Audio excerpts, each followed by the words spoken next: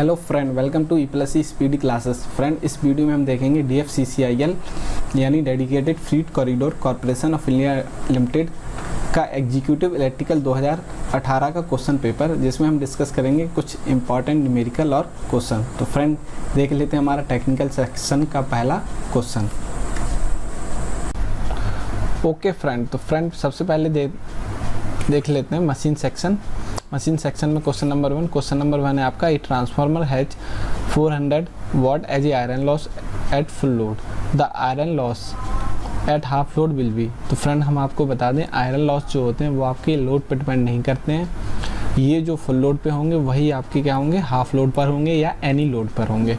तो किसी भी लोड पर अगर आप आयरन लॉस निकालेंगे तो वो सेम होंगे। तो आयरन लॉस क्या होंगे, 400 वाट ही होंगे हाफ लोड पर। अगर फ्रेंड हम यहाँ बात करें कॉपर लॉस की, तो कॉपर लॉस जो होते हैं PU जो होते हैं x² PU ओल्ड। तो यानी कि कॉपर लॉस आपके x होता है आपका लोड की वैल्यू, लोड पर डिपेंड करते हैं। तो नो लोड लॉस जो होते हैं वो होते हैं आयरन लॉस, और फुल लोड लॉस जो होते हैं वो होते हैं कॉपर लॉस। तो फ्रेंड अब हम देख लेते हैं नेक्स्ट क्वेश्चन है आपका, A 2-pole alternator is running at 1500 RPM। तो N आपको दिया हुआ है 1500 RPM। Its angular velocity will be। तो angular velocity फ्रेंड पूछा गया, angular velocity होती है ओमेगा इक्वल टू 2πn/60। तो ये आपको पूछा गया, तो यहाँ वैल्यू रख दीजिए 2π × 1500/60। तो फ्रेंड ये हो जाएगा आपका 3000/60 पाई। तो 0 से 0 आप काट दीजिए, 6 पंचे 30, तो ये हो जाएगा 50 पाई। अगर आप इसको सॉल्व करेंगे तो ये आएगा आपका फ्रेंड 157 पॉइंट कुछ आएगा। तो ये हो जाएगा आपका रेडियन पर सेकंड में। तो फ्रेंड सही आंसर है ऑप्शन 2। देखते हैं नेक्स्ट क्वेश्चन है आपका question number 3। In a split phase induction motor the 2 stator winding. तो friend split phase induction motor में क्या होता है, जो 2 स्टेटर वाइंडिंग होती हैं वो एक दूसरे के 90 डिग्री इलेक्ट्रिकली डिस्प्लेस्ड होती हैं, एक दूसरे से 90 डिग्री एक दूसरे से डिस्प्लेस्ड होती हैं। तो फ्रेंड अब हम देखते हैं नेक्स्ट क्वेश्चन नंबर 4 है आपका, core lamination in a transformer decrease. तो फ्रेंड कोर का जो लैमिनेशन होता है ट्रांसफार्मर में वो जनरली क्या करता है आपका, तो कोर का जो लैमिनेशन हम करते हैं वो करते हैं एडी करंट लॉसेस को रिड्यूस करने के लिए। तो to reduce eddy current losses. तो ऑप्शन 1। नेक्स्ट क्वेश्चन है, ए 3-फेज induction motor is running 4% slip. तो आपको S दिया हुआ है 4%। The input to the rotor is 1000 watt. तो PI आपका दिया हुआ है 1000 watt. Then the mechanical power develop by the motor. तो mechanical power developed by the motor आपको निकालना है, यानी कि PG आपको निकालना है। तो फ्रेंड इसका सीधा फॉर्मूला होता है, अगर आपको याद इसको करना है तो देखिए एक क्वेश्चन होता है PI ratio PCU ratio PG, यानी कि rotor input power, copper loss power और मैकेनिकल पावर, ये PG इक्वल टू होता है आपका 1 से स्टार्ट होता है, 1 माइनस ये यहाँ होगा S और 1 माइनस S। तो देखिए फ्रेंड हमें क्या चाहिए, पावर इनपुट दिया हुआ है और आउटपुट चाहिए। तो हमें क्या चाहिए, PG/PI रेशियो चाहिए। PG की वैल्यू यहाँ 1 माइनस S है और PI यहाँ 1 है। तो फ्रेंड PG इक्वल टू हो जाएगा आपका 1 माइनस S PI। और अगर आप डायरेक्ट याद रखना चाहें तो डायरेक्ट ये फार्मूला होता ही है। तो यहाँ हम इसको सॉल्व कर लेते हैं। PG इक्वल टू हो जाएगा आपका, यहाँ पे हम कर लेते हैं, तो PG इक्वल टू हो जाएगा 1 माइनस स्लिप आपको 4% यानी कि 0.04 × 1000। तो 0.04 ये कटेगा तो 0.96 × 1000। तो ये हो जाएगा आपका 960 वाट। तो फ्रेंड 960 वाट ये जो रेशियो है ये आपको बहुत इंपॉर्टेंट है। अगर आप भूल रहे हैं चीज़ें तो काफ़ी काम आता है ये 1:S ratio 1 minus S। Next question है, the armature of a DC machine is placed on the rotor. तो DC मशीन का जो आर्मेचर रहता है वो रोटर पर प्लेस होता है, क्योंकि सपोर्ट कम्यूटेशन। तो फ्रेंड कम्यूटेशन के लिए रहता है, क्योंकि हमें आउटपुट में DC चाहिए होता है। तो डीसी मशीन का जो रोटर रहता है, जो आर्मेचर रहता है वो रोटर में प्लेस रहता है to support commutation. Washing machine generally employs, तो वॉशिंग मशीन में फ्रेंड क्या रहता है, रेजिस्टेंस स्प्लिट फेज मोटर का यूज करता है। Resistance split phase motor use होती है। सिंगल फेज मोटर जो होती है आपकी जनरली 3 टाइप की होती है, resistance split phase motor, capacitor split phase motor और permanent capacitor split phase motor. तो फ्रेंड नेक्स्ट क्वेश्चन है, an open circuit test on a transformer give. तो ओपन सर्किट टेस्ट जो होता है ट्रांसफार्मर में वो आपका देता है आयरन लॉस। आयरन लॉस में क्या क्या आता है, एडी करंट लॉसेस और हिस्टेरेसिस लॉसेस। तो ओपन सर्किट टेस्ट क्या होता है, आयरन लॉस आपका देता है। देखते हैं नेक्स्ट क्वेश्चन। नेक्स्ट क्वेश्चन है आपका, in a 6 pole DC machine, तो पी आपको दिया हो 6 pole. In a 6 pole DC machine 90 mechanical degree correspond to how many electrical degree. तो आपको मैकेनिकल डिग्री दी है, यानी कि थीटा एम आपको दिया हुआ है 90 डिग्री। आपको निकालना है थीटा इलेक्ट्रिकल। थीटा इलेक्ट्रिकल होता है P/2 थीटा मैकेनिकल, ये आपका फ्रेंड फार्मूला होता है, तो उसको आप याद कर लीजिए। तो थीटा इलेक्ट्रिकल हो जाएगा आपका 6/2 इंटू 90, ये 2 3 है, तो ये आपका आ जाएगा 270 डिग्री। तो देखिए 270 डिग्री ऑप्शन 1 सही आंसर है। नेक्स्ट क्वेश्चन है, a motor run at highest speed when the load is removed. ऐसी कौन सी मोटर है जो हाईएस्ट स्पीड पर ऑपरेट होती है जब लोड हटा दिया जाता है। तो फ्रेंड नो लोड पर स्पीड किसकी ज़्यादा होती है, सबसे ज़्यादा सीरीज मोटर की। तो ऑप्शन है सीरीज मोटर, क्योंकि इसमें जो टॉर्क होता है वो I² के प्रोपोर्शनल होता है। देखते हैं नेक्स्ट क्वेश्चन। नेक्स्ट क्वेश्चन है आपका, the magnetic flux path in a transformer must have. तो जो ट्रांसफार्मर में मैग्नेटिक फ्लक्स पाथ बनता है उसका क्या होना चाहिए, लो रिलक्टेंस होना चाहिए। तभी तो फ्लक्स जो है अच्छे से लिंक कर पाएगा जब लो रिलक्टेंस होगा। Leakage flux in a transformer, तो leakage flux help in the transfer of energy, गलत स्टेटमेंट है। प्रोड्यूस म्यूचुअल इंड्यूस ईएमएफ, गलत इक्वेशन है। Is minimized by interleaving the primary and secondary binding, बिल्कुल सही है। इंटरलीव बाइंडिंग का यूज़ हम करते हैं लीकेज फ्लक्स को कम करने के लिए। इंटरलीव मतलब एक के ऊपर पहले हम प्राइमरी चढ़ाएंगे, फिर सेकेंडरी, फिर प्राइमरी, तो ये इंटरलीविंग करते हैं हम। तो ये हम करते हैं, इससे क्या होता है, लीकेज फ्लक्स हमारा कम हो जाता है। लीकेज फ्लक्स जो होता है जिसका यूज नहीं होता है, मतलब वो फ्लक्स जो वेस्ट हो जाता है या अपना पाथ भटक जाता है। नेक्स्ट क्वेश्चन है question number 30, the primary of a dash should never be energized और engaged when its secondary is open circuit. तो सीटी की जो है प्राइमरी, सीटी इसका सही आंसर है सीटी। सीटी की जो प्राइमरी है कभी एनर्जाइज नहीं करनी चाहिए जब इसका सेकेंडरी क्या हो, ओपन हो। नेक्स्ट क्वेश्चन देखते हैं, for a simplex wave wounding, for a simplex wave wound generator EMF generator path is given by. तो ईएमएफ हमें पूछा गया और वेव बाउंड आपको दिया हुआ है। वेव बाउंड में ए इक्वल टू कितना होता है, नंबर ऑफ पैरेलल पाथ 2। तो हम इसका फार्मूला लगा देंगे P/N/Z/60A। ए की जगह हम, क्योंकि वेव बाइंड है तो ए की जगह 2 रख देंगे, तो P/N/Z/120। तो आपका ऑप्शन है सही 2। नेक्स्ट क्वेश्चन है, 3 phase wound rotor motor are commonly called as. 3 phase की जो वाउंड रोटर मोटर होती है वो commonly called as slip ring, क्योंकि इसमें क्या होता है फ्रेंड, स्लिप रिंग का यूज होता है। तो 3 फेस की जो वाउंड रोटर मोटर होती है उसको जनरली कहा जाता है slip ring motor. Running the machine at no load, running the machine at no load is not recommended for an. तो किसी मशीन को नो लोड पे ना ऑपरेट किया जाए, ये किसके लिए कहा जाता है फ्रेंड, सीरीज मोटर के लिए, क्योंकि नो लोड पर इसकी स्पीड बहुत ज़्यादा हाई होती है। तो सीरीज मोटर को नो लोड पर ऑपरेट नहीं किया जाता है। नेक्स्ट क्वेश्चन है question number 17, is a type of single phase motor which has lowest speed. तो सबसे जो सिंगल फेज मोटर होती हैं उसमें लोएस्ट स्पीड जो होती है शेडेड पोल मोटर की होती है। किसकी होती है, शेडेड पोल मोटर की। एक कैपेसिटर स्टार्ट मोटर हैच, तो देखिए फ्रेंड, कैपेसिटर का जनरली यूज़ कहाँ किया जाता है? पावर फैक्टर बढ़ाने के लिए। तो कैपेसिटर स्टार्ट मोटर जो रहेगी उसका पावर फैक्टर क्या रहेगा? ज़्यादा रहेगा। नेक्स्ट क्वेश्चन देखते हैं।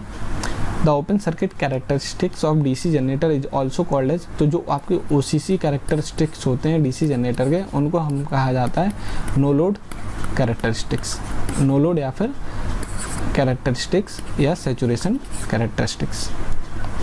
नेक्स्ट क्वेश्चन है the direction of rotation of field, the direction of rotation of field in a 3 phase induction motor depend on the, तो 3 फेज इंडक्शन मोटर में जो डायरेक्शन ऑफ फील्ड होती है वो किस पर डिपेंड रहती है? वो रहती है आपका phase sequence of the supply. Phase sequence यानी कि आर वाई वी, ये आप क्या दे रहे हैं? अगर आप ये जो सीक्वेंस है, अगर आप कोई एक टर्मिनल को इंटरचेंज कर देंगे आर बी वाई, तो आपका क्या हो जाएगा? ये जो डायरेक्शन है आपकी रोटेशन की वो जस्ट अपोजिट हो जाएगी किसी दो में से एक को कन्वर्ट करने पर। तो किस पे डिपेंड करता है? Phase sequence of the supply voltage. Next question है question number 21। The function of a dummy coil in a DC machine, तो डमी कॉइल का जो फंक्शन होता है वो होता है mechanical balance of the armature, mechanical balance करने के लिए। नेक्स्ट क्वेश्चन है to obtain greater efficiency the slip of induction motor should be, तो एफिशिएंसी अगर हमें ज़्यादा चाहिए तो हमारा स्लिप क्या होना चाहिए फ्रेंड? लो होना चाहिए। स्लिप की वैल्यू क्या होनी चाहिए? कम होनी चाहिए, लो। नेक्स्ट क्वेश्चन है आपका the current drawn by A 220 volt DC motor of A armature resistance 0.5 and back EMF 180। तो फ्रेंड करंट हमें निकालनी है और दिया हुआ है इतने वोल्ट की मोटर है, तो 220 वोल्ट की मोटर है। बैक ईएमएफ आपको दिया हुआ है 180 प्लस आई हमें निकालना है इंटू 0.5, तो हमारा आई इक्वल टू हो जाएगा 220 माइनस 180 अपॉन 0.5, तो यानी कि 40 अपॉन 0.5, ये यहाँ जाएगा 8, तो ये आपका हो जाएगा 80 एम्पियर आपका आंसर आ गया। देखते हैं फ्रेंड नेक्स्ट सेक्शन जो है हमारा वो है आपका इलेक्ट्रॉनिक्स से। इलेक्ट्रॉनिक्स से बहुत ही अच्छे क्वेश्चन पूछे गए हैं, सिंपल क्वेश्चन पूछे गए हैं, तो चलिए डिस्कस कर लेते हैं। क्वेश्चन नंबर पहला है आपका how many diode are use to construct half wave rectifier, full wave rectifier and bridge rectifier. तो मोस्टली स्टूडेंट को ये पता रहता है कि हाफ वेव में 1 डायोड यूज होता है, फुल वेव में 2 डायोड यूज होते हैं और ब्रिज में आपका 4 डायोड यूज होते हैं, तो 1 2 4। अगर आप इसका सर्किट देखेंगे तो देखिए हाफ वेव का जो सर्किट रहता है वो कुछ इस तरह का रहता है, फुल वेव का जो सर्किट रहता है वो कुछ इस तरह का रहता है जिसमें 2 डायोड आपके यूज होते हैं। ये आपका ट्रांसफार्मर है और ये आपका लोड है। और ब्रिज का तो आपको पता ही है फ्रेंड, ब्रिज की तरह होता है, तो 4 ब्रिज की कितनी ब्रांचें होती हैं? 4, तो उतने ही आपके डायोड। नेक्स्ट क्वेश्चन है आपका the resolution of a digital to analog converter is approximately 0.4%। तो रेजोल्यूशन आपको दिया हुआ 0.4%, यानी कि 0.4 upon 100 of its full scale range, इसकी फुल स्केल रेंज का। देन इट इज एन, तो ये आपको बताना कितने बिट का आपका कन्वर्टर है। तो रेजुलेशन जो होता है आपका फार्मूला, रेजुलेशन जो होता है 1/2 की पावर n भी लिख सकते हैं। तो 1/2 की पावर n लिख लेंगे इसको, तो ये हो जाएगा 2 की power n equal to 100 upon 0.4, तो ये कट जाएगा, तो ये आपका आ जाएगा 4 से कटेगा 250, तो 2 की पावर n इक्वल टू 250। तो अगर फ्रेंड हम इसे कंपेयर करें तो हमारे होगा 2 की पावर n, यहाँ इसको हम यहाँ ले लेते हैं, तो 2 की पावर n इक्वल टू हो जाएगा ये 2 की पावर 8, यानी कि 256 हम अप्रॉक्सीमेटली ले लेंगे, तो n इक्वल टू हो जाएगा आपका 8। तो फ्रेंड कितने बिट का कन्वर्टर है? 8 बिट कन्वर्टर है। देखते हैं next question the product of 2 binary number 001 and 110।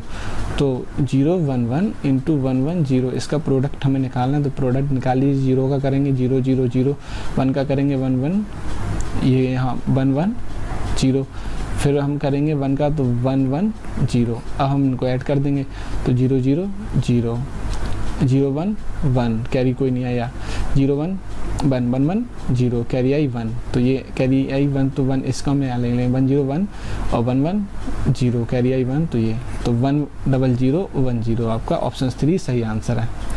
देखते हैं next question among the following which is fix frequency oscillator, इनमें से कौन सा फिक्स फ्रिक्वेंसी ऑक्सीलेटर है? तो फ्रेंड ये तो सबको पता रहता है कि क्रिस्टल ऑक्सीलेटर रहता है, क्रिस्टल ऑक्सीलेटर जो रहता है इसकी फ्रिक्वेंसी बहुत ही स्टेबल रहती है, इसीलिए इसको बोला जाता है फिक्स्ड फ्रिक्वेंसी ऑक्सीलेटर। देखते हैं next question. The circuit which produce the best stabilisation of a operating point. तो सबसे ज़्यादा अच्छा जो स्टेबलाइजेशन होता है, तो फ्रेंड आपको पता होगा वाइसिंग 4 प्रकार की होती है, एमीटर वाइसिंग, बेस वाइसिंग, कलेक्टर फीडबैक वाइसिंग और वोल्टेज डिवाइडर वाइसिंग। तो सबसे अच्छी जो वाइसिंग होती है वो होती है वोल्टेज डिवाइडर वाइसिंग की।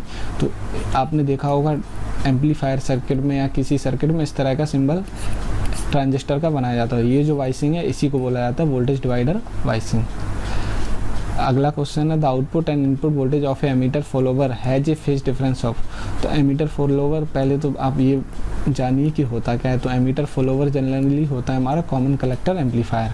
कॉमन कलेक्टर एम्पलीफायर होता है, तो इसका जो इनपुट आउटपुट फेज डिफरेंस होता है वो 0 डिग्री होता है। देखते हैं नेक्स्ट क्वेश्चन। इसको सॉल्व करना है, ए प्लस ए बी को सॉल्व करना है। तो आप ए कॉमन ले लीजिए, 1 प्लस बी आ जाएगा। किसी भी चीज़ में आप 1 जोड़ेंगे 1 ही आएगा, तो ए इंटू 1 हो जाएगा, तो ए आंसर होगा सही। देखते हैं नेक्स्ट क्वेश्चन। नेक्स्ट क्वेश्चन है question number 8। In a certain transistor the emitter current is 1.04 times the collector current. तो आपको रिलेशन दिया हुआ है आई इक्वल टू आपका 1.04 times collector current. If the emitter current आपको दी हुई है आई, आपको दिया हुआ है आगे 12 मिली एम्पियर। तो आपको कैलकुलेट करना है आई वी। तो आई वी की वैल्यू आपको बताना है। तो सबसे पहले तो आई की वैल्यू हम इस इक्वेशन में पुट कर देते हैं। तो 12 इक्वल टू 1.04 आई सी। तो आई सी इक्वल टू हो जाएगा 12 अपॉन 1.04। तो अगर आप इसको सॉल्व करेंगे 12 अपॉन 1.04 को, तो 11.53 आपका आई सी आ जाएगा। तो अब फ्रेंड क्या करना है, आई वी हमारा जो होगा I V equal to I E minus I C. I V आपके पास है 12 माइनस 11.53। तो इसे आप घटाएंगे तो 0.462 ही आएगा। तो अगर हम इसे, ये हो जाएगा मिली एम्पियर, तो अगर हम इसे कन्वर्ट करें तो ये आपका हो जाएगा 462 माइक्रो एम्पियर। तो ऑप्शन से आपका सही आंसर है। देखते हैं friend next question. Next question आपका state the respective ripple factor and efficiency of a full wave rectifier. तो फुल वेव रेक्टिफायर का जो रिपल फैक्टर होता है वो होता है 0.48 और एफिशिएंसी होती है 81.2। अगर हम बात करें हाफ वेव की, तो हाफ वेव का जो रिपल फैक्टर होता है 1.21। रिपल फैक्टर जो होता है फ्रेंड वो होता है आउटपुट में इनपुट का पार्ट, यानी कि आउटपुट में रेक्टिफायर के आउटपुट में हमें क्या मिलना चाहिए, डीसी मिलना चाहिए, लेकिन उसमें कुछ एसी आ जाता है। तो डीसी में एसी का पार्ट कहलाता है रिपल फैक्टर। रिपल फैक्टर की अगर हम बात करें फॉर्मूले की, तो R M S upon I average जो होता है। फ्रेंड अब हम देखते हैं नेक्स्ट क्वेश्चन। रिपल फैक्टर की वैल्यू जितनी कम होगी उतना ही अच्छा माना जाता है रेक्टिफिकेशन। तो रिपल फैक्टर की लो वैल्यू होनी चाहिए। देखते हैं नेक्स्ट क्वेश्चन। नेक्स्ट क्वेश्चन है state the octal equivalent and hexa decimal of this number. तो आपको इसका ऑक्टल बताना है और हेक्सा डेसिमल आपको बताना है। फ्रेंड कुछ मत करिए, इसको आप वी को क्या कहेंगे, वी को 11 कहते हैं। तो 11 आपका क्या होगा, 8421 कोड से आप कन्वर्ट कर दीजिए सबको। तो वी को 11 कहते हैं, तो 11 का कोड क्या होगा 10111। 3 का कोड क्या होगा फ्रेंड 0011। 4 का कोड क्या होगा 0100। तो ये आपका हो गया बाइनरी में कन्वर्जन। अब आप क्या करिए, 3 की ग्रुपिंग कर दीजिए, 1 2 3 1 2 3 1 2 3। तो ये अगर आप 3 की ग्रुप करेंगे तो क्या होगा 4 2 1 से आप देखेंगे 4 2 1 यानी कि ये 4 हो गया। ये कितना हो गया आपका 4 2 यानी कि ये 6 हो गया। ये कितना हो गया 4 हो गया। ये कितना हो गया आपका 5 हो गया। तो देखिए ऑक्टल में ये आपका कन्वर्ट हो गया। ऑक्टल में क्या हुआ कि 5 4 6 4, ये आपका ऑप्शन सही है। देखते हैं friend next question. Zener diode I use for. तो जीना डायोड जो होते हैं आपके, जीना डायोड का सिंबल ये होता है जेड की तरह, और जीना डायोड का उपयोग हमेशा रिवर्स वाइस में किया जाता है। तो जीना डायोड का यूज़ किया जाता है वोल्टेज रेगुलेटर की तरह, सभी को पता होगा वोल्टेज रेगुलेटर या फिर क्लिपर की तरह। तो यहाँ पे ऑप्शन है वोल्टेज रेगुलेटर। देखते हैं next question. State the correct condition for transistor to operate in cut off region. अच्छा, ट्रांजिस्टर के कट ऑफ में ऑपरेट करने के लिए क्या होना चाहिए फ्रेंड, दोनों ही जंक्शन। देखिए ये ट्रांजिस्टर है आपका, एमीटर बेस कलेक्टर, तो ये दोनों जंक्शन ये भी रिवर्स वाइज होना चाहिए, यानी कि बेस एमीटर जंक्शन भी रिवर्स वाइज और कलेक्टर बेस भी रिवर्स वाइज होना चाहिए। तो emitter base junction reverse bias और कलेक्टर बेस जंक्शन भी रिवर्स वाइज। अगर एक्टिव मोड में चाहिए तो ये आपका एमीटर बेस आपका फॉरवर्ड और ये आपका रिवर्स, और दोनों फॉरवर्ड है तो वो सैचुरेशन मोड है। देखते हैं नेक्स्ट क्वेश्चन। नेक्स्ट क्वेश्चन है आपका वोल्टेज रेगुलेशन। तो फ्रेंड वोल्टेज रेगुलेशन आपका क्या होता है, V no load minus V full load upon V full load. देखिए ना इसमें ट्रांसफार्मर लिखा हुआ है ना ही ट्रांसमिशन लाइन लिखा हुआ है। तो जनरली आपको वोल्टेज रेगुलेशन का फार्मूला पूछा गया, तो वोल्टेज रेगुलेशन का फार्मूला होता है V no load minus V full load upon V full load. अगर आपसे पूछा गया होता है वोल्टेज रेगुलेशन की जो आइडियल वैल्यू होती है वो कितनी होती है, तो आइडियल वैल्यू होती है फ्रेंड 0। तो आइडियल वैल्यू अगर 0 हो जाए तो उस स्टेट में क्या होता है, वी नो लोड वोल्टेज बराबर हो जाता है वी फुल लोड वोल्टेज। तो यही तो हमें चाहिए होता है कि हमारा चाहे नो लोड हो चाहे फुल लोड हो, वोल्टेज क्या हो, सेम हो। तो आइडियल वैल्यू होती है 0 और फार्मूला आपका पूछा गया, तो ऑप्शन 3 आपका सही है। देखते हैं next question. The charge carrier which have greatest mobility are the. तो सबसे ज़्यादा मोबाइलिटी किसकी होती है, मोबाइलिटी मतलब चार्ज कैरियर के मूव करने की रेट, तो सबसे ज़्यादा होती है इलेक्ट्रॉन की। The ideal value of CMMR is. तो ओपैम्प में जो CMMR की आइडियल वैल्यू होती है, कॉमन मोड रिजेक्शन रेशियो, उसकी वैल्यू होती है इन्फिनिटी, CMRR। तो CMRR का फार्मूला होता है differential gain upon common mode gain. अगर हम बात करें कुछ और फैक्टर की ओपैम्प में क्या होता है, RI आपका इन्फिनिटी होता है, R आउटपुट आपका 0 होता है।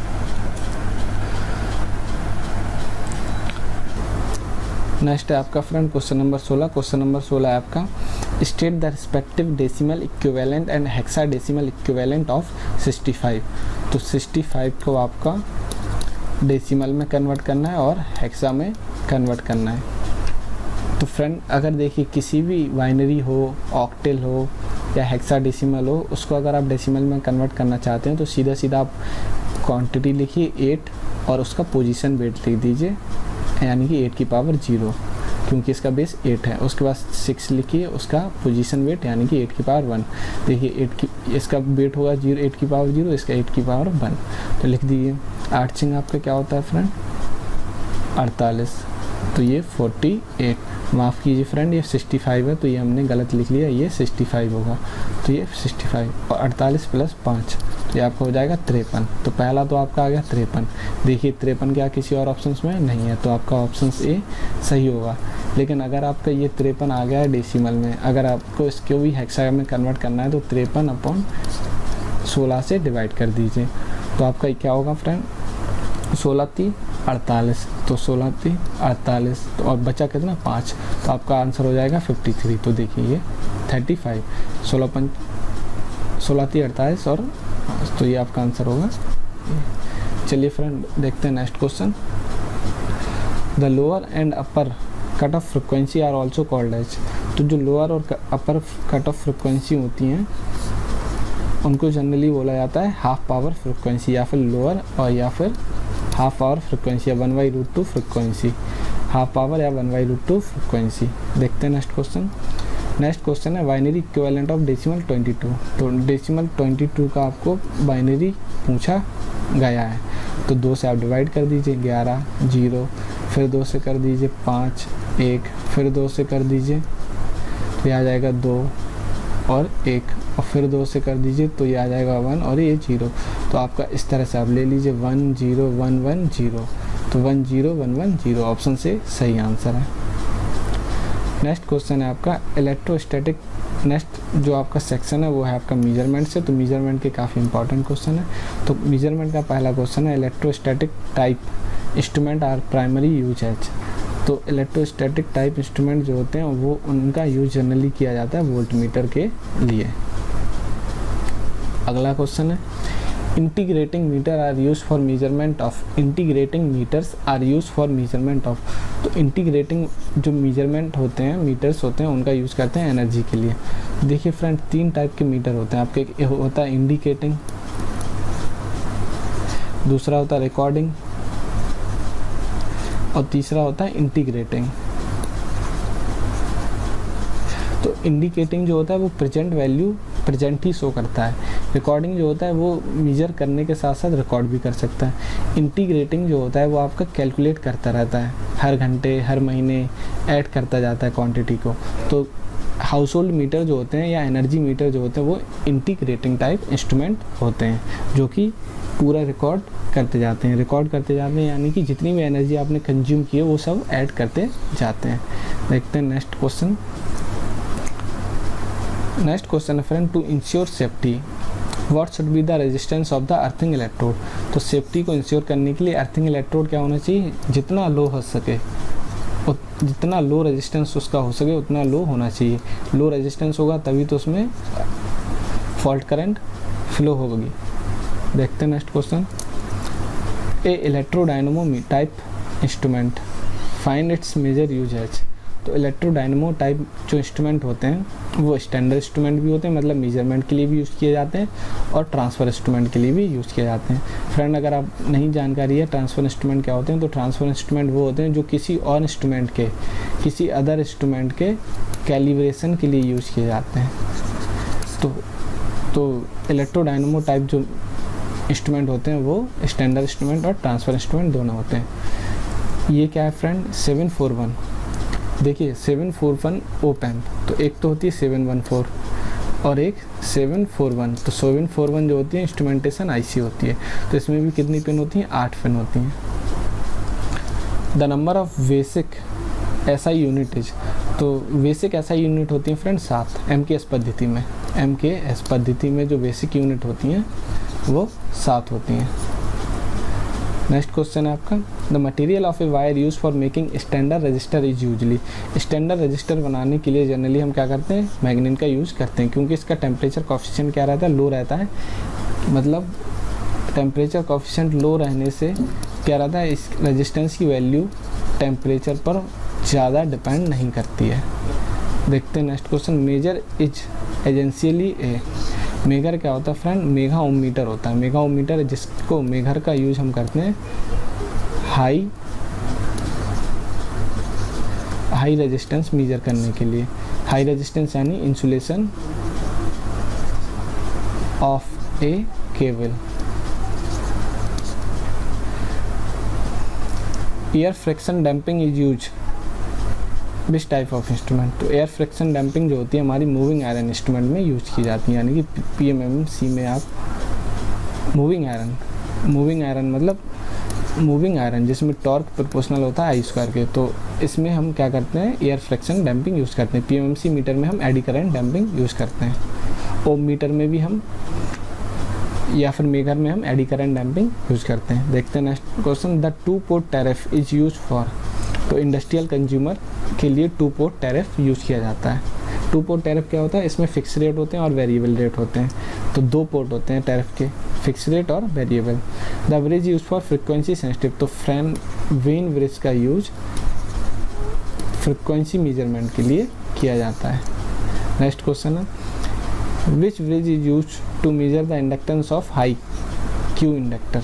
तो हाई क्यू मेजर करने के लिए हम क्या यूज़ करते हैं friend, Hay bridge.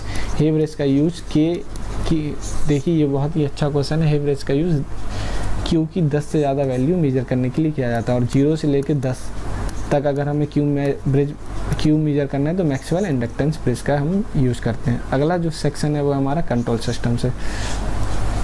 Control system से फ्रेंड इसमें काफ़ी अच्छे क्वेश्चन पूछे गए हैं। तो देखिए पहला क्वेश्चन है, which of the following is correct for over damped and under damped system respectively.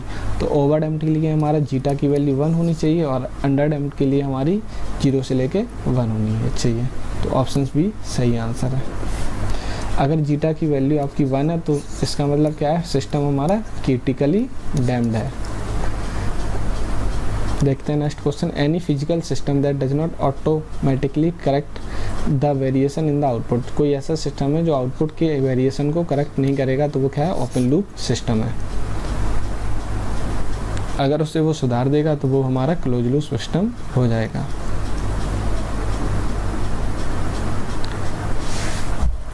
Next है friend determine. Okay friend next question है question number 3, determine the stability of the system. तो हमें सिस्टम की stability निकालनी है। तो friend सबसे पहले हम क्या करेंगे, एक कैरेक्टरिस्टिक इक्वेशन हमें दी हुई है, तो सबसे पहले हम जो मेथड होता है RH क्राइटेरिया उसके थ्रू निकालेंगे, उसके बाद हम आपको शॉर्टकट बता देंगे।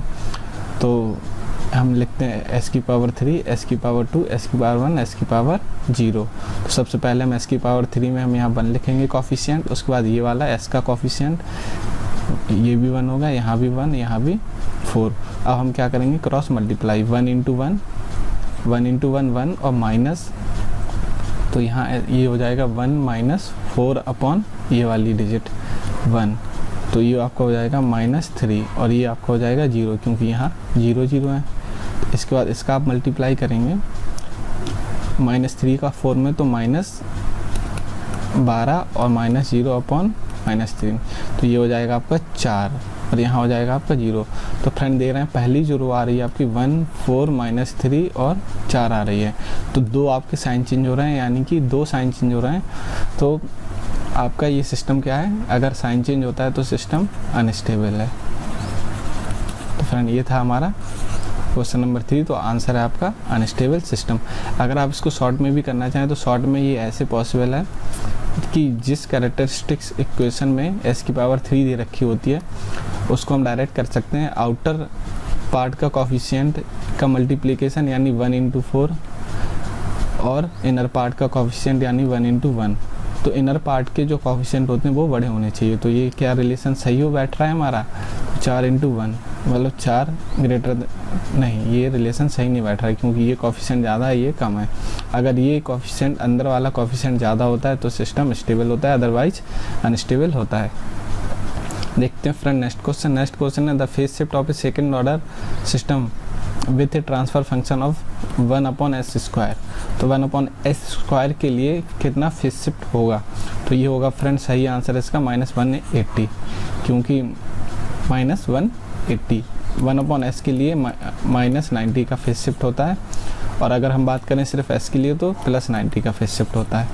देखते हैं friend next question the frequency eight which the phase angle is 180 is called the. तो फ्रेंड जो फ्रीक्वेंसी के लिए फेस एंगल 180 होता है उसे कहते हैं फेस क्रॉस ओवर फ्रीक्वेंसी। एक होता है गेन क्रॉस ओवर फ्रीक्वेंसी जिसपे हमारा गेन क्या होता है 1 होता है, और अगर फेज एंगल हमारा 180 है तो वो कहलाती है phase crossover frequency. Next question है the transfer function of the impulse response is. तो हमें निकालना है ट्रांसफ़र फंक्शन किसका, इम्पल्स रिस्पॉन्स ये है। तो इम्पल्स रिस्पॉन्स का ट्रांसफ़र फंक्शन क्या होगा फ्रेंड, तो इसका होगा 1/s+2, सीधा सीधा हो जाएगा, लाप्लास निकाल देंगे हम इसका तो निकल आएगा। अब है हमारा मटेरियल सेक्शन। मटेरियल सेक्शन में पहला क्वेश्चन है is a material that is use to make cable sheet. तो लेड का यूज़ करते हैं हम केबल सीट बनाने के लिए।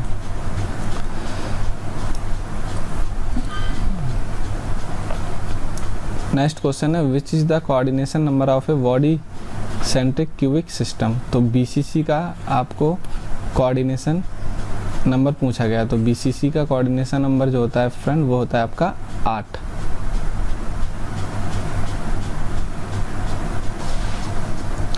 तो BCC का कोऑर्डिनेशन नंबर होता है फ्रेंड 8। अगर हम बात करें सिंपल क्यू की, सिंपल क्यू का जो कोऑर्डिनेशन नंबर होता है 6, और अगर हम बात करें HCP की हेक्सागोनल की तो उसका होता है 12। देखते हैं नेक्स्ट क्वेश्चन। नेक्स्ट क्वेश्चन है which of the following is not a example of semiconductor material. तो इनमें से कौन सा सेमीकंडक्टर मटेरियल का एग्जाम्पल नहीं है। तो कॉपर क्या है हमारा, कंडक्टर है, बाकी सब क्या है सेमीकंडक्टर मटेरियल है। सिलिकॉन, आर्सेनिक, जर्मेनियम सारे सिलिकॉन, ये सब सेमीकंडक्टर मटेरियल है। देखते हैं next question what is the APF यानी atomic power factor for VCC and FCC। तो फ्रेंड BCC के लिए आपका एटॉमिक पैकिंग फैक्टर जो होता है आपका 0.68 और FCC के लिए 0.78। ये आपको याद करना पड़ेगा, 0.68 और 0.64 होता है FCC के लिए। नेक्स्ट क्वेश्चन है फ्रेंड आपका select the electronic configuration of argon. तो आर्गन का जो एटॉमिक नंबर होता है वो होता है 18। तो आप बस इसको आप कन्वर्ट कर दीजिए 1s² 2s² 2p6 3s², तो यही आपका आंसर आएगा। देखते हैं बचे हुए क्वेश्चन कुछ। The maximum firing angle that can be obtain bye a pure resistor trigger circuit use in phase control circuit. तो मैक्सिमम फायरिंग एंगल जो कि हम रजिस्टर सर्किट से गेन प्राप्त कर सकते हैं इन ए फेज कंट्रोल सिस्टम, तो रजिस्टर सर्किट से जो हम मैक्सिमम फायरिंग एंगल मिल सकता है वो है 90 डिग्री। वकोंज रिले इज यूज फॉर, तो वकोंज रिले इज एन, तो फ्रेंड वकोंज रिले जो होती है वो इंटरनल फॉल्ट के लिए यूज़ की जाती है। ट्रांसफार्मर में इंटरनल फॉल्ट ये होती है, गैस एक्चुएटेड रिले होती है।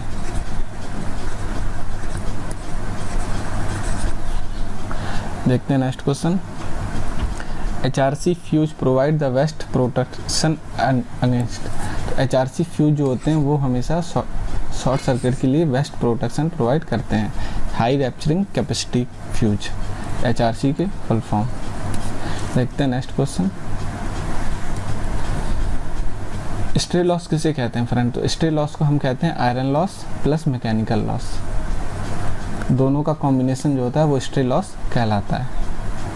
नेक्स्ट क्वेश्चन है two coil in differential connection, two coil in, देखिए दो कॉइल हैं, डिफरेंशियल कनेक्शन है यानी कि पोलरिटी अपोजिट है, एक है 2 मिली हेनरी, एक है आपका 4 milli henry, and mutual inductance between them m जो है आपका 0.15 है, 0.15। द इक्विवेलेंट इंडक्टेंस, तो इक्विवेलेंट इंडक्टेंस जो होगा आपका L1 plus L2 minus 2m, क्योंकि डिफरेंशियल पोलरिटी में, तो L1 है हमारा 2 प्लस 4 और माइनस 2 इंटू 0.015, तो ये हो जाएगा 6 माइनस 0.15 था तो 3, ये हो जाएगा 5.7 मिली हेनरी। ऑप्शन 3 सही आंसर है। When the gain margin is positive, phase margin is negative, the system is unstable. The system is, when the gain margin is positive and phase margin is negative, the system is unstable. तो friend ये गलत दिया हुआ है आपका। हमेशा अगर gain margin और फेज मार्जिन दोनों पॉजिटिव हैं तब आपका सिस्टम क्या है फ्रेंड, स्टेबल है। अगर दोनों नेगेटिव हैं या एक भी नेगेटिव है तो अनस्टेबल है। तो फ्रेंड ये थे कंट्रोल के क्वेश्चन। अब हम देख लेते हैं बचे हुए हमारे क्वेश्चन जो कि है नेटवर्क से। सर्किट एनालिसिस यानी नेटवर्क से आपका पहला क्वेश्चन है, calculate current I in the following circuit using superposition theorem. तो फ्रेंड यहाँ सुपरपोजिशन थ्योरम से आपको पूछा गया है, लेकिन ऐसा नहीं है, आप कैसे भी सॉल्व कर सकते हैं जिससे आपको इजी लगे। तो फ्रेंड हम जनरली क्या करेंगे, इस करंट सोर्स को बदल देंगे वोल्टेज सोर्स में। तो करंट सोर्स को वोल्टेज सोर्स में बदलने के लिए तो हमारा वोल्टेज इक्विवेलेंट कितना हो जाएगा फ्रेंड, तो 2 एम्पियर का करंट सोर्स है इंटू 2 रेजिस्टेंस, तो 4 वोल्ट हमारा हो जाएगा और रेजिस्टेंस सेम रहेगा। किसी भी करंट सोर्स को अगर वोल्टेज सोर्स में बदलते हैं तो वोल्टेज आएगा और उसके सीरीज में ये रेजिस्टेंस आ जाएगा। तो अब हम बना लेते हैं अपना equivalent circuit. Plus minus 8 volt,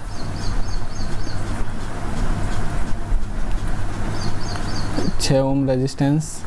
देखिए वोल्टेज सोर्स की जो पोलरिटी होगी वो कुछ इस प्रकार होगी, 4 वोल्ट, 2 ओम का रेजिस्टेंस, 8 ओम का रेजिस्टेंस, यहाँ कुछ नहीं है, यहाँ voltage source plus minus 6 volt जी।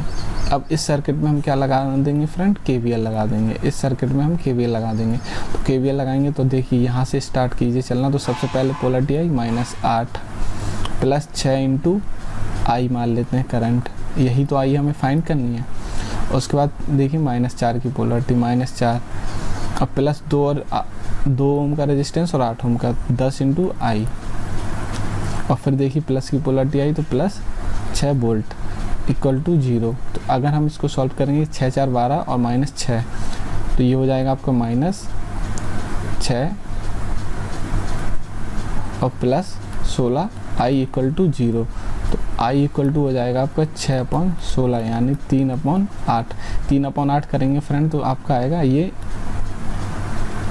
एम्पियर।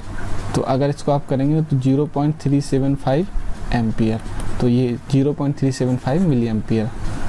एम्पियर को आप मिली एम्पियर में कन्वर्ट कर दीजिए। तो सही आंसर है ऑप्शन ए। देखते हैं friend next question. A 230 volt lamp is rated to pass a current of 0.24 ampere. एक 230 वोल्ट की जो लैंप है, 230 वोल्ट की लैंप है, इसमें जो करंट पास हो रही है 0.24 एम्पियर। तो सबसे पहले हम इसका निकाल लेते हैं रेजिस्टेंस। तो इसका रेजिस्टेंस होगा 230/0.24 यानी कि 230, एक 2 जीरो ऊपर लगा देंगे अपॉन 24 ओम, इतना इसका आ गया रेजिस्टेंस।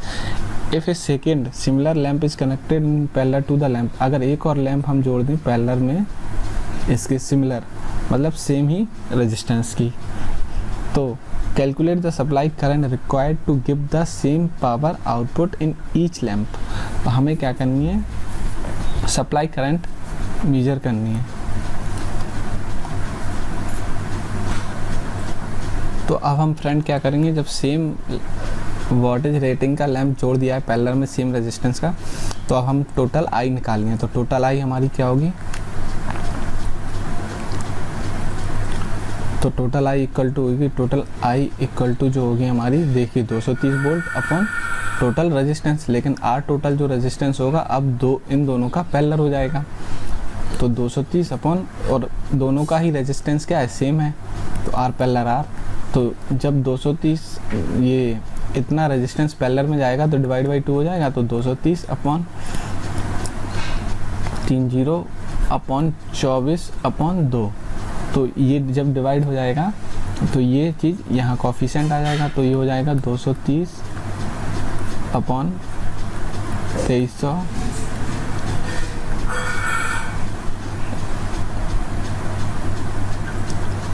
माफ़ कीजिए, ये 24 था, ये जो है, हाँ ये 24 है। 230/24 इंटू 2, तो देखिए इससे ये कट जाएगा, तो ये हो जाएगा आपका 100। तो ये 48 ऊपर पहुंच जाएगा, तो 48/100, तो ये हो जाएगा 0.48 एम्पियर टोटल जो करंट आएगी। बस इसमें फ्रेंड कुछ नहीं करना है, पहले आपको रेजिस्टेंस निकाल लेना है, फिर सेम वैल्यू के रेजिस्टेंस पैरेलल में हो गए तो जो टोटल रेजिस्टेंस हो जाएगा दोनों का पैरेलल हो जाएगा, यानी डिवाइड बाई 2 हो जाएगा। फिर आप करंट निकाल दीजिए वोल्टेज से डिवाइड करके। देखते हैं नेक्स्ट क्वेश्चन। नेक्स्ट क्वेश्चन है आपका, the value of voltage V1 and V2 in the circuit below etch. तो V1 और V2 की वैल्यू हमें निकालनी है। अब आप इसमें नोडल दिया हुआ है, कोई भी मेथड आप यूज़ कर सकते हैं। तो हम इसमें यूज़ करेंगे current division rule. Current division rule के अकॉर्डिंग देखिए, ये मेन करंट है, ये इसमें पहली करंट है I1, और ये इस ब्रांच में हम मानते हैं I2 करंट है। तो अगर हम करंट निकाल लें उसके बाद इस करंट का मल्टीप्लाई 5 ओम के रेजिस्टेंस से कर दें तो V1 निकल आएगा, और V2 निकालने के लिए अगर I2 का मल्टीप्लाई हम 7 ओम से कर दें तो V2 निकल आएगा। तो सबसे पहले हम निकालते हैं I1। तो I1 निकालने के लिए हम क्या करेंगे फ्रेंड, I1 निकालने के लिए करंट डिवीजन रूल लगाएंगे हम, टोटल I यानी कि 1 एम्पियर इंटू अपोजिट ब्रांच का रेजिस्टेंस। अपोजिट ब्रांच में 3 ओम है, 7 ओम है, तो 10 हो जाएगा टोटल, और अपॉन टोटल रेजिस्टेंस 5 + 10 यानी कि 15। तो ये हो जाएगा आपका 10/15 यानी कि 2/3 एम्पियर जो है हमारी I1 आ गई। इसी प्रकार से हम अगर I2 निकालें, I2 निकालेंगे तो कितना हो जाएगा, 1 इंटू अपोजिट ब्रांच का रेजिस्टेंस यानी कि 5 ओम अपॉन 15, तो यानी 1/3 एम्पियर आपकी I2 आ गई। अब हमें V1 निकालने के लिए क्या करना होगा, V1 निकालने के लिए सिंपल 5 ओम के रजिस्टर को मल्टीप्लाई कर दीजिए I1 से 2/3, तो ये हो जाएगा 10/3 वोल्ट। V2 निकालने के लिए हमें क्या करना है, 7 ओम के रेजिस्टेंस को 1/3 से मल्टीप्लाई कर दीजिए यानी I2 से, तो 7/3 वोल्ट। तो फ्रेंड ऑप्शन 2 आपका सही आंसर है। देखते हैं नेक्स्ट क्वेश्चन।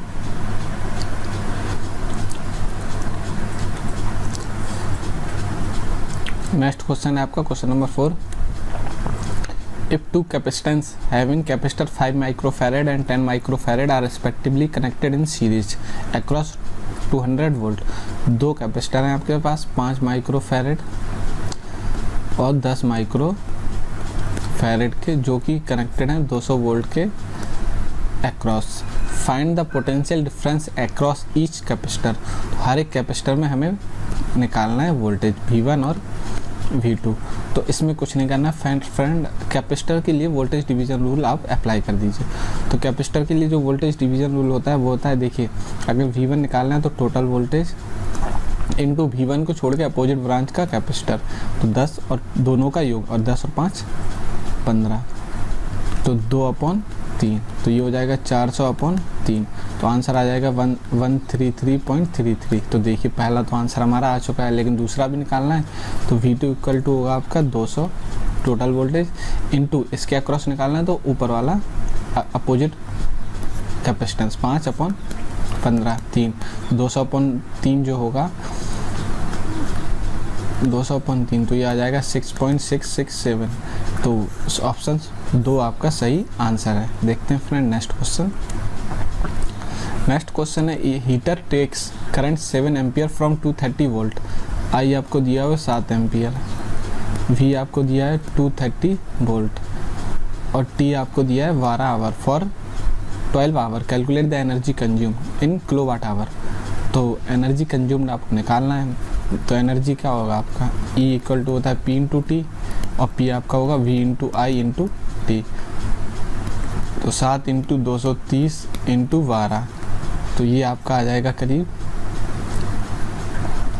इसका मल्टीप्लाई करेंगे तो यहाँ तो आएगा आपका वाट आवर में, जब किलोवाट आवर में करेंगे तो 19.32 किलोवाट आवर, ये आपका आंसर आएगा ऑप्शन डी। देखते हैं नेक्स्ट क्वेश्चन। नेक्स्ट क्वेश्चन है फ्रेंड आपका KCL से।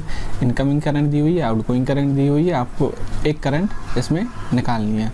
तो देखिए I1 जो है आपकी इनकमिंग करंट है, तो I1 इनकमिंग करंट हो गई है। निकालनी है आपको I3, तो I3 भी आपकी इनकमिंग करंट है, इक्वल टू I4 और I2 आपकी क्या है, आउटगोइंग करंट है। तो I3 इक्वल टू हो गई 6 - 3 यानी कि 3। तो सही आंसर है 3 एम्पियर।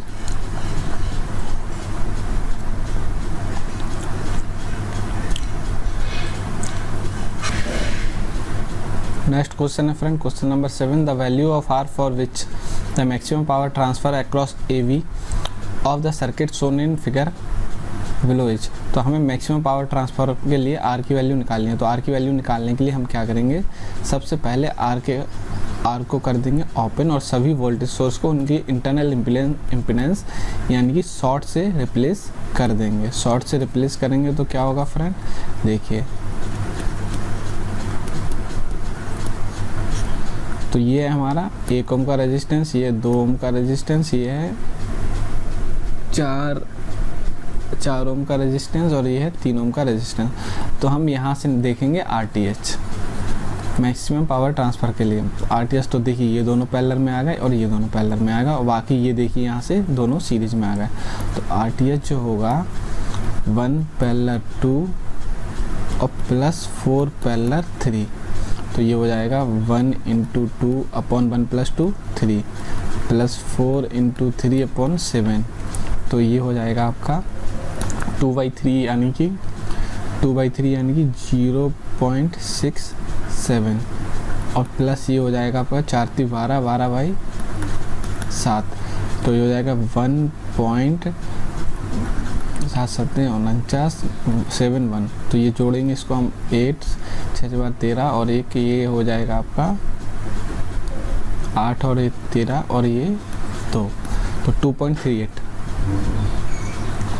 तो इसका फ्रेंड सही आंसर है 2.38। देखते हैं next question.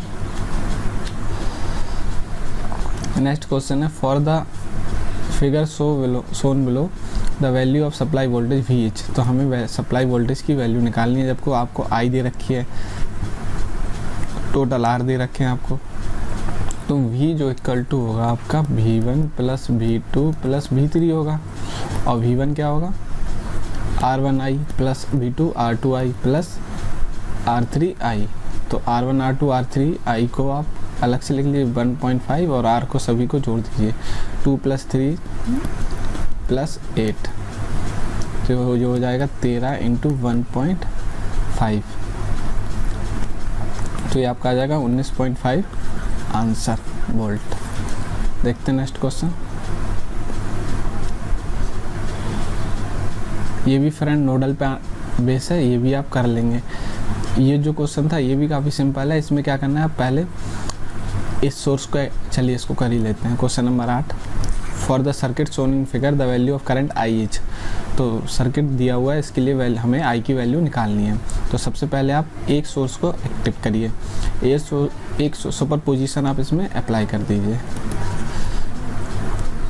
Super position apply जब आप करेंगे तो पहले हम इसको शॉर्ट कर देंगे। तो पहली स्टेज के लिए जब ये शॉर्ट होगा तो आपका इस रेजिस्टेंस का कोई वैल्यू नहीं रह जाएगा। उसके बाद आपको क्या करना है, करंट डिवीजन रूल से यहाँ की आई निकाल लीजिए, यहाँ की आई निकाल लीजिए। तो ये वाली आई आप निकाल लीजिए। उसके बाद आपको यहाँ से निकाल, चलिए कर लेते हैं। इसमें फ्रेंड हम लगा देते हैं सुपरपोजिशन थ्योरम। तो सबसे पहले 6 एम्पियर का जो सोर्स है उसको हम एक्टिव करेंगे। तो उसको एक्टिव करेंगे तो देखिए क्या होगा सर्किट, 6 एम्पियर,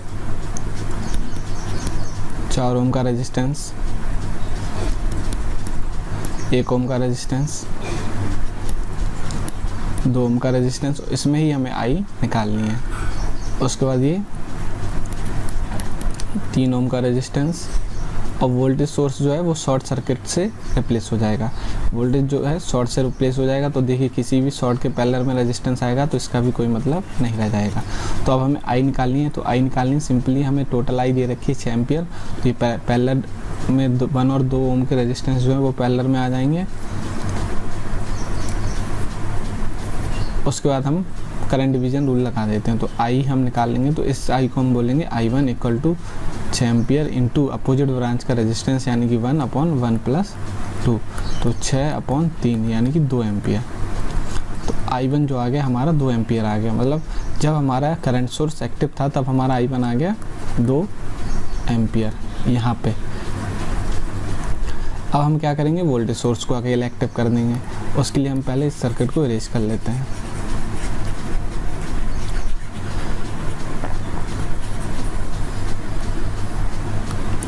अब जब वोल्टेज सोर्स को एक्टिव करेंगे तो देखिए ±3 वोल्ट, करंट सोर्स आपका ओपन हो जाएगा। तो इस रेजिस्टेंस का कोई वैल्यू नहीं रहेगा 4 ओम का, क्योंकि यहाँ तो करंट जाएगी नहीं। ये 1 ओम का रेजिस्टेंस, ये 2 ओम का रेजिस्टेंस और ये 3 ओम का रेजिस्टेंस। तो देखिए यहाँ करंट जाएगी नहीं, ये दोनों सीरीज में आ जाएंगे 1 और 2। तो ये दोनों भी 3 हो जाएंगे। तो 3, अब हमें टोटल करंट निकालनी है पहले। तो टोटल करंट होगी I इक्वल टू 3/, अब यहाँ से रेजिस्टेंस देखेंगे तो 3 पैरेलल 3 होगा तो 3/2। सेम वैल्यू के रेजिस्टेंस पैरेलल में तो 3/2। तो टोटल आई हो जाएगी 2 एम्पियर। जब टोटल आई 2 एम्पियर हो गई तो अब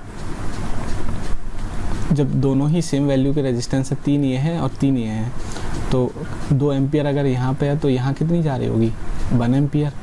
तो 1 एम्पियर में जा रही है, मतलब 2 ओम के रेजिस्टेंस में करंट जो जा रही है इस डायरेक्शन में 1 एम्पियर। तो हमने जब करंट सोर्स एक्टिव किया था तब 2 एम्पियर जा रही थी इस डायरेक्शन में, और वोल्टेज सोर्स एक्टिव किया तो 1 एम्पियर जा रही है इस डायरेक्शन में। तो हमारी जो आई हो जाएगी सुपर इम्पोज कर देंगे 2 - 1 तो 1 एम्पियर। सही आंसर है। देखते हैं नेक्स्ट क्वेश्चन। ये भी फ्रेंड सुपर पोजिशन में बेस है। पहले आप इसे एक्टिव करिए, फिर इसे एक्टिव करिए, इससे करंट आपकी निकल आएगी।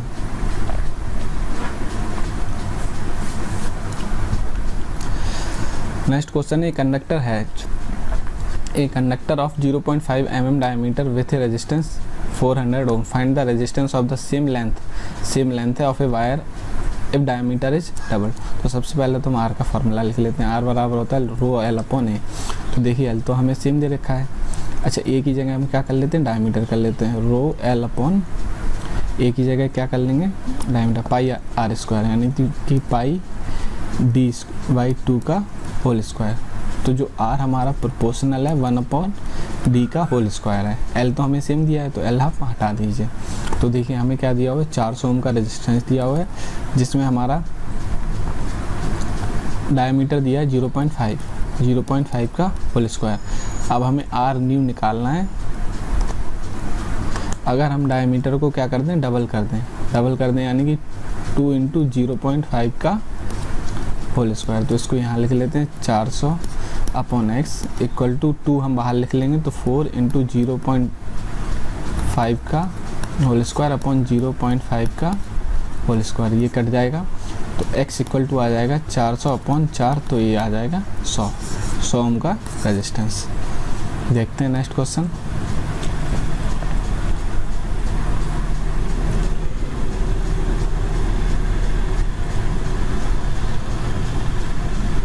नेक्स्ट क्वेश्चन है question number 13, the value of admittance parameter y12। तो y12 हमें निकालना है, हमें पाई नेटवर्क दे रखा है, y12 जो जनरली होता है माइनस बाई और ये वाला रेजिस्टेंस, तो 1/20, क्योंकि y निकालना है तो 1/r कर देंगे उसको। तो माइनस 1/20 अगर सॉल्व करेंगे माइनस 0.05 महो। अगर y11 निकालना है तो इन दोनों को ऐड कर दिया जाएगा।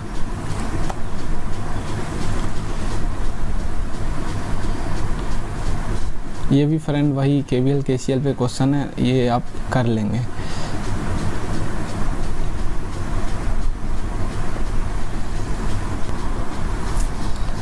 तो फ्रेंड ये थे कुछ हमारे इम्पॉर्टेंट न्यूमेरिकल एंड क्वेश्चन जो कि DFCCIL 2018 के एग्जीक्यूटिव एग्ज़ाम में पूछे गए थे। अगर आपको वीडियो ये अच्छा लगा हो तो लाइक करिए, दोस्तों के साथ शेयर कीजिए और सब्सक्राइब करिए।